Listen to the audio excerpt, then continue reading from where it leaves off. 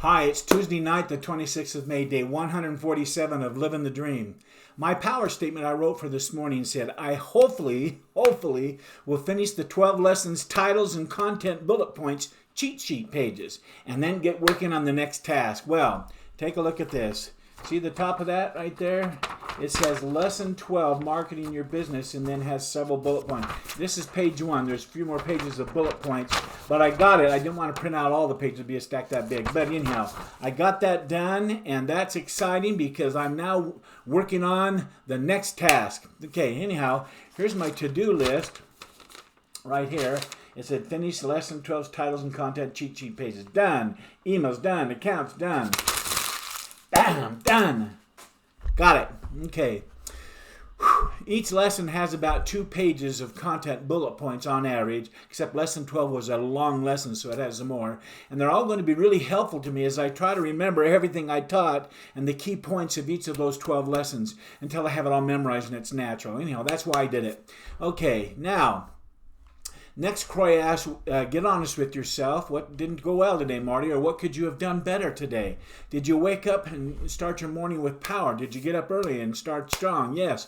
Were you productive throughout the day? Got that done. Another piece through the portal of my mind into the world of the physical. Check, done. Did you get the most important things done? Check. Did you move your goals forward? Yes, I'm clearing off these remaining tasks. When they're all done, I build my website. Did you show up as the person you wanted to show up as? The person you know you are? Yes. What about your personal time with Kathleen? Were you present? Well, we're both working all day long today, but at 5:30, she's home. And she piped up sitting in her chair. He's home. Anyhow, it's great. We had a wonderful night. Now, combine all these questions together as one big question. Were you honest with yourself about today's task, Marty? In other words, did you keep your commitments that you made to yourself this morning? Well, I have been a little frustrated with how long this particular task has been taking me. And so this morning I told myself that I was going to finish it no matter what, bar none. And I kept that promise. Check. Barely. The next question is, what movies did you watch in your mind today, Marty? Did you make time for them? Well, I got a little bit of a late start this morning, and so even though I did my win the morning, win the day routine in full, I did sort of my movie trailer approach to my go to the movies habit of my must see TV 5 favorite movies. I pre-played them in more of a little trailer format, but like I said, I shortened them so that I could get on and get after what was going up here in getting this task done today. Next class, what's the one thing that you didn't do well today, Marty? What's the one thing you could do better starting tomorrow that would make all the difference going forward? That's an interesting way of phrasing it, isn't it? That could make all the difference going forward. Well, I know I can always improve on many things. I'm not perfect, especially those that don't go well as I planned that they're going to go. One of those things has been that the time-consuming task of reading each lesson, gleaning what it says, studying out, and putting that bullet down like I want to put it, shorten it, but it gives the gist of what the point was in a paragraph or whatever. I think going forward, I will take a few moments to think what the best and most effective way of doing each task in the future is. It wasn't until the last few lessons that an idea came to my mind of copying and pasting that entire lesson and plop it under that title and then bullet point things, just using that instead of reading and typing out, just cut and paste, boom, and then delete what I didn't want. When it's all said and done, I had the bullets. That really would have saved me a lot of time. So going forward, that to me was important to have that. I'm glad it's done, though. Next, the question is, were there any mistakes or failures that you can turn into a tool of success going forward? Well, I think that I just described the failure I had on my part of not planning things better. The tool of success would be to plan your work and work your plan. That's the tool in that old tool chest of success tools. If I always take a few minutes to do that each morning, prioritizing, getting it right, but then looking, okay, here's what this task is. Let's think this through a little bit.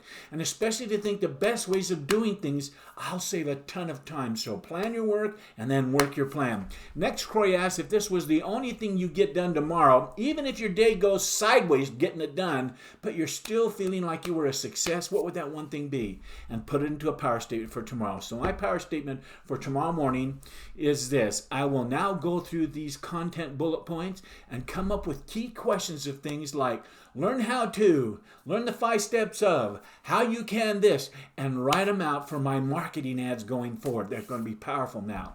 Next time, the item that I will be working on is, like I said, it's dealing with turning questions of what my lessons teach and using those to entice folks to say, oh man, that sounds interesting. So that's what I'm doing. Next item is to rate my day's effort. I gave today an 8.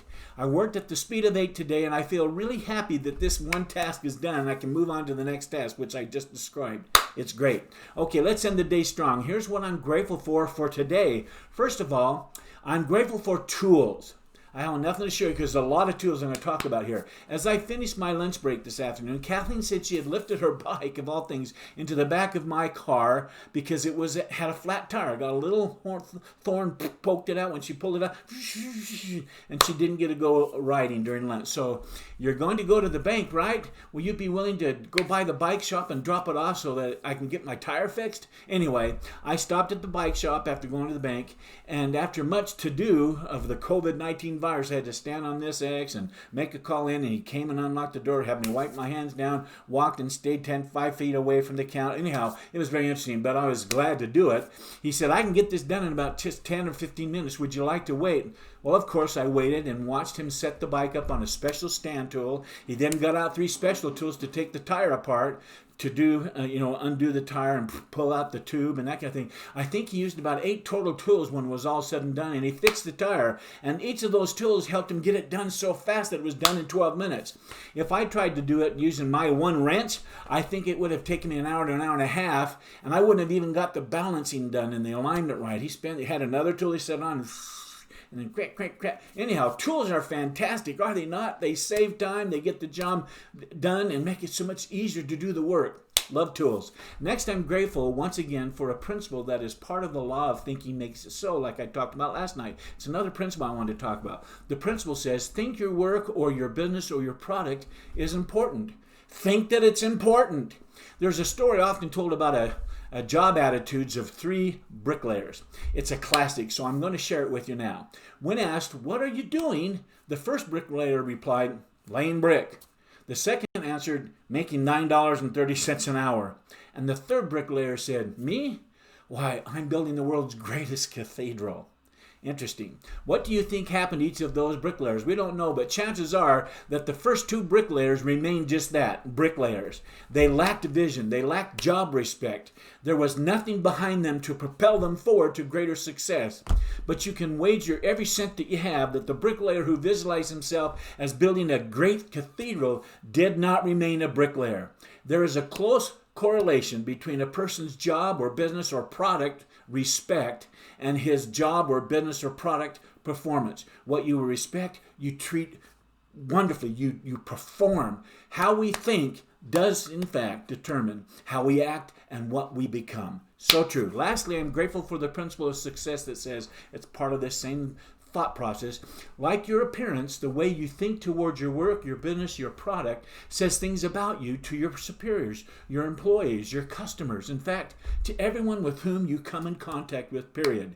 Like your appearance, the way you think towards these things determine where you're going to go, because everybody watches, everybody senses how you treat things, how you treat it with importance and respect. They're going to treat it with importance and respect. Anyhow, the question is, what glasses do you look through? What glasses do you look through as you do your job or you grow your business? This way of thinking, this viewing through special glasses of the right attitude, this too is part of living the dream. I love these principles. Anyway, I'll be right back here tomorrow night doing the same things, talking to you about my journey to alignment. Until then, though, I wish you continued success. Good night.